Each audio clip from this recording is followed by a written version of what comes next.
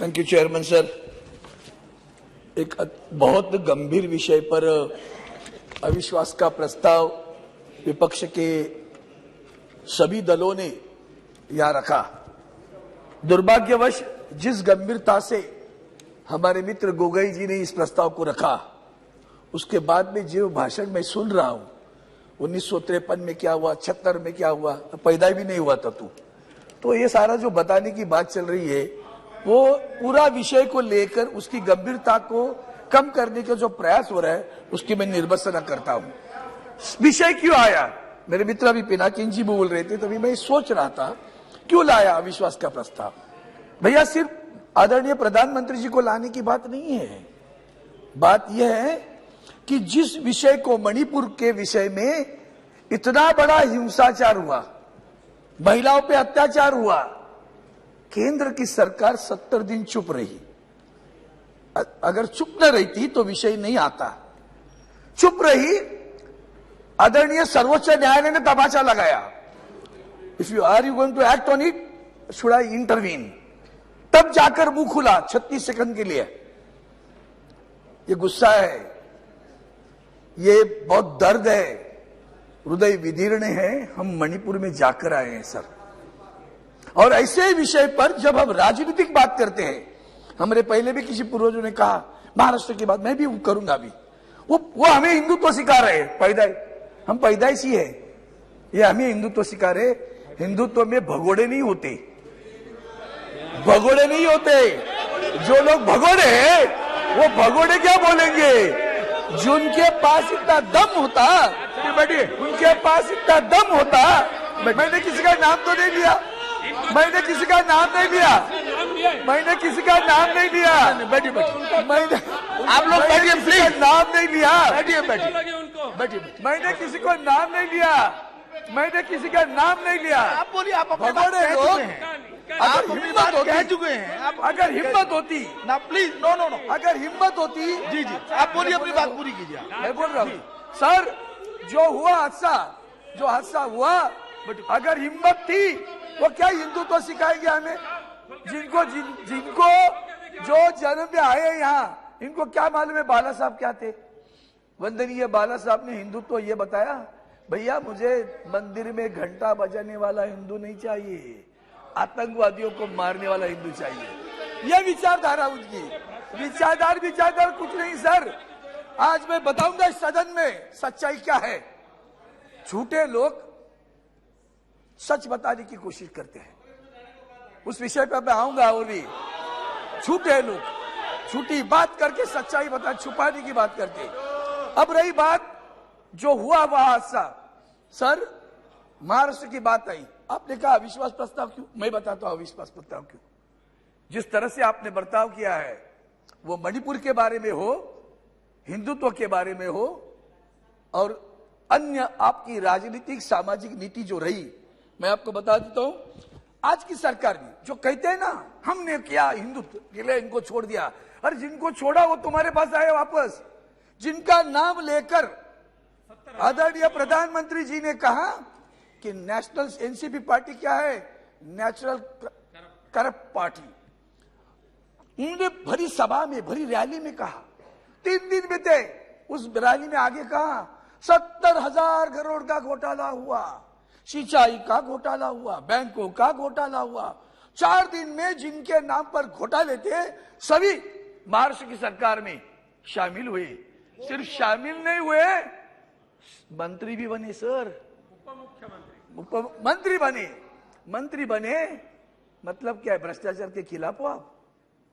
ED के cases लेकर सबको डरा के लेके गए। भगोड़े लोग बोलेंगे राष्ट्रीयत्व की बात, और ये वॉशिंग मशीन जो चल रहे ना सर, ये क्या बोलेंगे? उस वक्त तो उनका नाम लेके गए थे, अभी उनके साथ में बैठे। आज विषय गंभीर किस बात का है कि आदरणीय प्रधानमंत्री जी ने छुप कर बैठे, माननीय सर्वोच्च न्यायालय तमाचा लगाने के बाद। अब आगे चलकर पिछले 4 दिन में क्या क्या हुआ, पिछले 4 दिन में जैसे हमारे बारे में हुआ, आज भी हमारे महाराष्ट्र में जो सरकार है वो संविधान बाह्य सरकार है। माननीय सर्वोच्च न्यायालय ने न्याय दिया, कह दिया है सभी लोग अपात्र होंगे। मुख्यमंत्री से लेकर सभी का नाम लिया, ये सभी अपात्र होने वाले हैं। फिर भी मैं तो सुप्रीम कोर्ट का दायर बोलो सुप्रीम कोर्ट से कि मैं पार्लियामेंट में बोल रहा हूं, सुप्रीम कोर्ट ने दायर, सुप्रीम कोर्ट ने निर्णय दिया, सदस्य पे कार्रवाई करने का निर्णय दिया। अब क्या बात करेंगे? अब यही बात कहता हूं, आगे चलकर सभापति चेयरमैन सर, सुप्रीम कोर्ट ने यहां भी कर दिया मणिपुर में। कल क्या निर्णय दिया पता है आपको? अगर सरकार होती ना तो शर्म आती सरकार को कि सुप्रीम कोर्ट ने एसआईटी बिठाई, सुप्रीम कोर्ट ने डीआईजी पद बिठाए, सुप्रीम कोर्ट ने 3 हाई कोर्ट जजेस पीछे वाले उनके पास कार्रवाई करने का अधिकार दिया, सुनवाई करने का अधिकार दिया, जांच करने का अधिकार दिया, पुलिस के ऊपर कार्रवाई की। सरकार कहाँ है? सुप्रीम कोर्ट चला रहा है। मणिपुर की जांच कौन करेगा? सुप्रीम कोर्ट तय कर रहा है। ये तो आपकी सरकार पर तमाचा है। फिर भी नहीं शर्म आती आपको? फिर भी आपको बुरी नहीं लगता? फिर भी बुरा नहीं लगता? पूरी भी बुरा नहीं लगता? अब बात हुई ना, उन्होंने जब बोला मैं एक शब्द भी उतर के बोला नहीं है। क्यों लग रही है मिर्ची? समझ लो क्यों लग रही। अब कोविड की बात आई सर, कोविड के समय में भी मुख्यमंत्री उद्धव जी ठाकरे साहब ने जो काम किया उसकी सराहना वर्ल्ड हेल्थ ऑर्गेनाइजेशन ने की, माननीय नीति आयोग के लोगों ने की, माननीय सर्वोच्च न्यायालय ने की। और कहा ये जो उद्धव ठाकरे जी ने जो पैटर्न लगाया है, धारावाहिक पैटर्न, उसका अमल करो पूरे देश में। इतनी सराहना करने के बाद झूठे इल्जाम लगा, तभी तो तुम भी तो सरकार में थे। जो इल्जाम लगा रहे हैं वो भी तो सरकार में थे। कौन से अधिकार से बोलते हो? कौन से अधिकार से बोलते हो? आप लोग सरकार में शरीक थे, आप मंत्री थे, 2.5 वर्ष आप भी साथ में थे, बोलने का अधिकार बैठा है। इसलिए मैं सभापति महोदय, मैं 2-3 महत्वपूर्ण मुद्दे लगता हूं। प्रधानमंत्री जी का वक्तव्य, सत्यपाल मलिक जी फाड़ रहे पूरी। उन्होंने पुलवामा के बारे में क्या बोला, उन्होंने भ्रष्टाचार के बारे में क्या बोला, और 2-3 मुद्दे और भी। महाराष्ट्र को कितना आपने हैरान किया, क्यों हम विश्वास रखे? महाराष्ट्र का फाइनेंशियल सेंटर आप गुजरात में लिखी गई, महाराष्ट्र का वेदांत फॉक्सकॉन गुजरात में लिखी गई, महाराष्ट्र का एयरबस गुजरात में लिखी गई, महाराष्ट्र का ड्रग पार्क गुजरात में लिखी गई, महाराष्ट्र का पुलिस स्टेशन गुजरात में लिखी गई, महाराष्ट्र का डायमंड सेंटर गुजरात में लिखी गई। महाराष्ट्र के बंदरगाह का विकास 9 वर्ष में महाराष्ट्र का बंदरगाह का विकास नहीं हुआ। महाराष्ट्र के मिल वर्कर्स के बारे में जमीन पर कुछ करना है, कुछ नए प्रोजेक्ट, कुछ नहीं किया। उल्टा जब हमारे पास निसर्ग तख्ते का चक्रवात आया था तो आदरणीय प्रधानमंत्री जी वहां गुजरात में भी आया था, गुजरात में घूमे, उनका हेलीकॉप्टर आगे नहीं आया, पीछे गया वहां से। महाराष्ट्र के ऊपर ध्यान नहीं दिया, इतना सारा इल्जाम लगे। इसके बाद में हम बुलेट ट्रेन, हमारे यहाँ तो 10%, जो हमारे पास 70% पैसा बुलेट ट्रेन के लिए, सबकी गुजरात की सारा इस्तेमाल होना है। सभापति महोदय, महत्वपूर्ण विषय ऐसे है कि इसमें जो चीजें उन्होंने की है, खास करके 1 मिनट, आपको बुरा लगना चाहिए था, किसानों का आंदोलन हुआ, 100 से ज्यादा लोग मर गए, बुरा नहीं लगा। आखिर में आदरणीय प्रधानमंत्री जी को कहना पड़ा, क्षमा मांगनी पड़ी, देश की क्षमा मांगता हूं और सारे बिल वापस लेता हूं। मरे कितने लोग, कुछ है उसकी परवाह? मॉनिटाइजेशन किया, कितने लोग मरे, है कुछ अश्रु ढाया? पुलवामा के लिए अश्रु ढाया? कभी नहीं अश्रु ढाया। यही तो दुख है, यही तो दर्द है। संवेदनाहीन सरकार चला रही है। और इसलिए सभी सभापति महोदय, आज जो काम हो रहा है, यहाँ जो खास करके पब्लिक सेक्टर हमारे जो बेचे जा रहे हैं, बेरोजगारी है, महंगाई है, अभी तो सभी ने बोला तो मैं उससे ज्यादा नहीं बोलूंगा।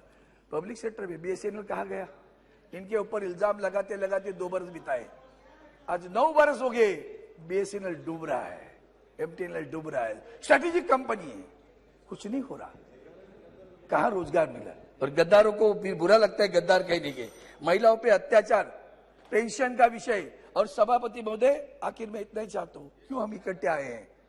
हम इंडिया, हमारा इंडिया कहते हो तो बुरा लगता है, आप तो खेलो इंडिया कहते हो, बेचो इंडिया कहते हो। इसलिए इतना ही आखिर में एक वाक्य कहता हूं, नफरत करने वालों के सीने में प्यार भर दो जी। तुम्हारा सोशल मीडिया रोजाना देखो सर, हमारे महाराष्ट्र के हमारे महाराष्ट्र के अध्यक्ष जी गाय काटती हुई बता रहे थे लोगों, गाय का काटी नॉर्थ ईस्ट में, बता रहे का कर्नाटक के चुनाव में। क्या जी, चाहते जी, हो? थैंक यू, थैंक इसलिए नफरत करने वालों के सीने में प्यार भर दो, हम वो परवाह नहीं है, जी। पत्थर को भी मुंह कर दो, यही हमारा इरादा है, थैंक यू। इसलिए हम इकट्ठे आए। जय हिंद, जय हिंद। जी वो तो आपको करना पड़ेगा। जी जी जी प्लीज। अध्यक्ष महोदय, अविश्वास के प्रस्ताव पर इस सदन में काफी मान्यवर का